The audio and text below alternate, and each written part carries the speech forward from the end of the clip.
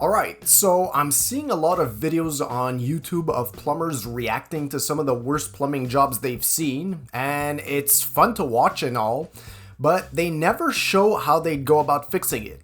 So since this channel is all about learning, I'll do just that as best as I can, and I hope that someone could actually learn something with this. Also, if you see a picture that's yours in this video, these pics were sent out to me by people on the channel, so please don't red flag me. Unless you really want to. So without further ado, number one is this here. And so at first, if you have some plumbing knowledge, you'll know that nothing is right in this picture. The individual that did this job was obviously trying to tap into a source of potable water in the system to connect an ice maker or something, which is fine. But there are two major mistakes here. Number one is the fact that he or she used a saddle valve to do so, and the second is that the source it was tapped into is a water hammer arrestor.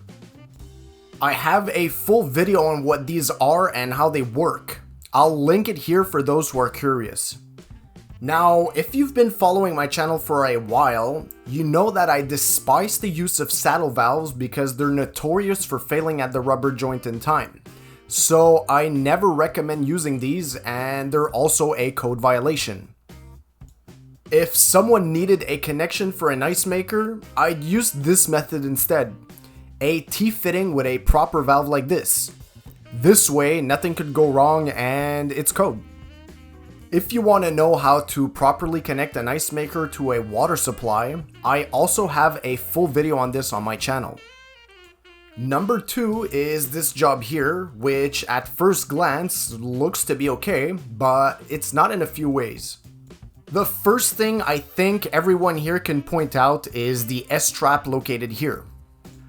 I made a complete video on why S-traps are code violations and why they shouldn't be used. So I won't explain how that works here, but basically it would need an AAV or pipe vent right here before dropping to be code. The other thing that concerns me in this picture is the fact that all the plumbing is exposed. So just imagine going to the sink, not paying attention to the plumbing under it, and accidentally hitting the pipe. This could damage it and eventually maybe even cause a leak, which is why most plumbing is not exposed like this. And lastly, the fact that there's no shutoff valves in the vicinity. Obviously, this setup is more aesthetics oriented seeing it's exposed, but you still need shutoff valves nearby in case something does happen. Other than that, I really like the steampunk style it has going for it, but I really think this is more of a magazine cover / Pinterest thingy. Number three has a lot going on. I think even a newbie would be able to point out a few things here, but nonetheless, let's go through them one by one. The first obvious thing is the use of different materials and fittings, which is not really necessary. We could see here some ABS, a rubber reducing coupling, a chrome P-trap, and a copper drain pipe going into the wall. The other thing we could notice is pipe dope being used here, here, and also here. Supply lines don't need any sealants as they have gaskets, so that too is unnecessary. Another thing is this. This is not code, and I'll show you the proper fitting needed for this connection in a few minutes. The dishwasher hose is improperly installed, and I'm no electrician, but I believe that this outlet needs to be GFIC protected. So let's fix it all up. Firstly, I'd remove the chrome trap and install a 1.5" ABS trap, seeing the copper drain is 1.5". I'd need to unsolder the 1.5" to 1.25" reducer coupling, solder a male waste connector like this, and connect everything back up. The second thing that would need to be done is properly install the dishwasher hose, and that could be done two ways. By installing an air gap like this, or by raising the pipe up in the cabinet to create a loop. The reason for this is to ensure that the old dishwasher water doesn't go back in the machine. Some people install these, which aren't too appealing to the eye but do the job, but most people just reroute it up top like this in the picture.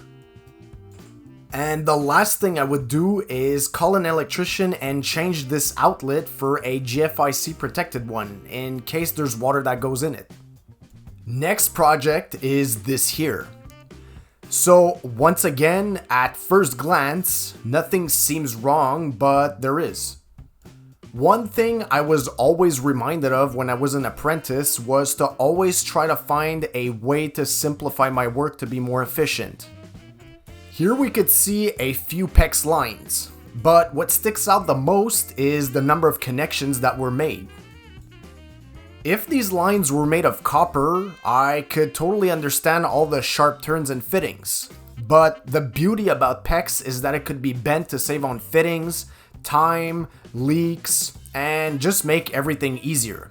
So this is how I would have done it. So first of all, for these two lines here, I would have pointed the T-fitting downwards and just bend the pipe like this, eliminating these two fittings. As for these two, I would have made a loop for both and can both of these fittings too.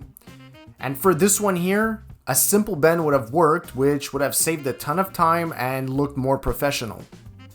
And the last project is this little gem right here.